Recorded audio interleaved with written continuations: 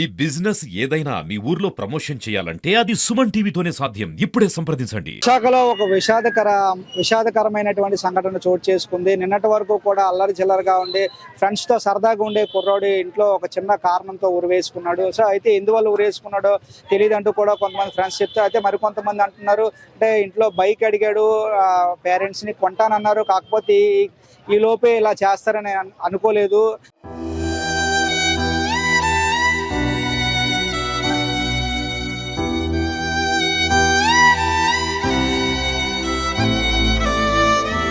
నా పేరు గుండెల మీద వేయించుకున్నాడు అన్నయ్య.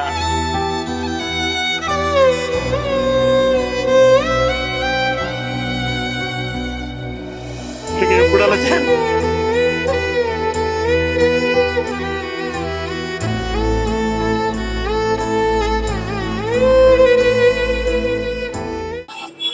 ఎందుకు చచ్చిపోయాడు ఎవరికి తెలియదు అన్నయ్య. సూసైడ్ చేసేసుకున్నాడు అంతే.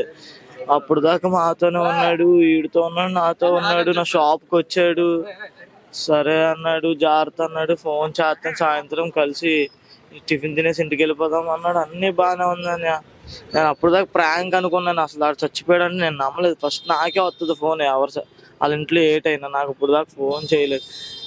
తర్వాత కేజీ వచ్చి చచ్చిపోయాడు అని తెలిసిందని ఉరేసుకుని ఏమన్నా అంటే వాళ్ళ నాన్న బండి కొనలేదని చచ్చిపోయాడు అంటున్నారని. ఏం బండి కొనలేదని చెప్పాడు? ఏదైనా బండి, పెద్ద బండి కావాలి, అందరికి బండ్లు ఉన్నాయి, నాకే బండి లేదు, నాకు బండి కొనలేదు అని చచ్చిపోయాడు. అంటే ఇక్కడ ఉన్న వాళ్ళు నీకే క్లోజ్ ఫ్రెండ్ అని చెప్తా ఉన్నారు. ఎప్పటి నుంచి మీ ఫ్రెండ్స్? 4 years నుంచి మా ఫ్రెండ్షిప్ అని. ఆడు నా పేరు గుండెల మీద వేయించుకున్నాడు అని.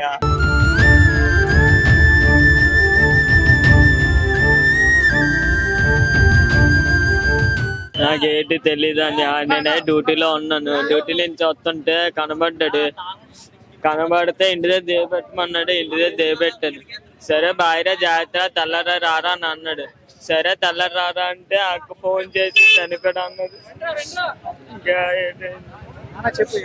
నా చాలా మంచాడు అన్న కుర్రాడికి. ఎప్పుడు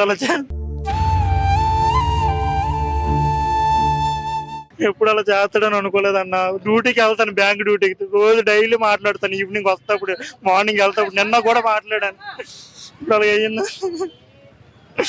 చాలా మంచివాడు అన్న కుర్రాడు. ఒక్క ముక్కలా చెప్పాలంటే మనసున్న దేవుడు చాలా మంచి. ఇప్పటి వరకు మనతో తిరిగి మనతో ఉన్న ఫ్రెండ్ ఈ రోజు మన మధ్య మేము అదే బాధపడుతున్నాం. ఎందుకంటే చచ్చిపోయి ముందు రోజు సాయంత్రం వరకే మాతో ఉన్నాడు, అందరు కలిసాడు, సరదాగా అందరితో మాట్లాడుకొని ఏదో ఆకతానం గొడవలు పెట్టుకుని వెళ్ళాడు. కానీ అలా సూసైడ్ చేసుకుంటాడు అని ఎవరో ఎక్స్పెక్ట్ చేయలేదు మేము. ఇప్పుడు ఈ అబ్బాయి ఉన్నాడు, వాళ్ళిద్దరు బెస్ట్ ఫ్రెండ్స్. ఆడి సాయంత్రం వరకు వాళ్ళిద్దరితో కలిసే ఉన్నారు. ఎవరో ఎక్స్పెక్ట్ చేయలేదు అలా అవుతుందని మేము కూడా. సో అయితే ఈ ఘటనలో కార్తీక్ నిజంగా తల్లిదండ్రులు అంటే వాళ్ళ ఫ్రెండ్స్ చెప్తున్న కథనం ప్రకారం తల్లిదండ్రులు బండి అడిగాడు, కొంటామనే లోపు ఇలాగ ఈ విధంగా చేసుకోవడం బాధాకరం. అంటే ఈ మధ్య కాలంలో చూసుకుంటే చిన్న చిన్న విషయాలకు కూడా సెన్సిటివ్ గా అయిపోయి పిల్లలు చనిపోతా ఉన్నారు. ఎందుకంటే తల్లిదండ్రులు మిమ్మల్ని చిన్నప్పటి నుంచి కూడా ఎంతో శ్రమ కోర్చి మిమ్మల్ని పెంచడం, పోషించడం కూడా జరుగుతుంది. చేతికి అందించిన కొడుకు దూరమయ్యాడంటే ప్రతి తల్లిదండ్రులకి కూడా ఎంతో బాధ వర్ణాతీతం. ఎందుకంటే మీరు చిన్న విషయాలకి చనిపోవడం కన్నా మీకన్నా మీ తోబుట్టువులు ఉంటారు, తల్లిదండ్రులు ఉంటారు, ఇన్ని సంవత్సరాలు మనం పెంచి పోషిస్తున్నారే అని వారి కోసం కూడా ఒక్కసారి ఆలోచించండి. మిమ్మల్ని నమ్ముకొని మీ కుటుంబం కూడా ఉంటుంది, మీరు కూడా ఒక్కసారి మీ కుటుంబం కోసం ఒక్కసారి ఆలోచించండి. ఇటువంటి ఆత్మహత్యలుగా పాల్పడడం ఎంతవరకు కూడా కరెక్ట్ కాదు. దయచేసి ఇప్పటికైనా ఇటువంటి చిన్న చిన్న విషయాలకు ఎవరు కూడా ఆత్మహత్యలు పాల్పడకుండా ఫ్యామిలీతో కానీ ఫ్రెండ్స్తో కానీ కూర్చొని మాట్లాడి ఏమైతే ఉందో మీకు ఇబ్బంది షేర్ చేసుకొని ఆ ప్రాబ్లం ఏ విధంగా అధిగమించాలో అని చెప్పి ముందుకు వెళ్ళాలి తప్పితే ఈ విధంగా సూసైడ్ చేసుకోవడం కరెక్ట్ కాదు. ఏదేమైనప్పుడు కూడా ఈరోజు కార్తీక్ అనే వ్యక్తి నిజంగా అందరితో పాటు సరదాగా తిరిగేవాడు, అందరితో పాటు మంచిగా ఉండేవాడు, నలుగురిలో నాలుగులా ఉండేవాడు.